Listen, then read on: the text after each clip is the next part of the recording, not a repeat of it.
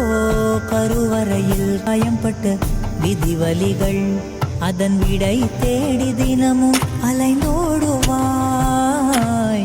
கண்கள் காணா எதிரியை தேடி அலைந்தார் நீ உன்னை நீயே தொலைத்து மனம் வாடுவாய். பாவங்களை எல்லாம் அந்த கங்கை கொண்டு போகும். குற்ற உணர்வாலே மனம் இன்னும் கொஞ்சம் வேகும். இன்று உன்னை அணிகின்ற புத்தம் புது மாலை ஒரு நாளைக்குள் வாடிவிடும். நடப்பதை யார் அறிவார்?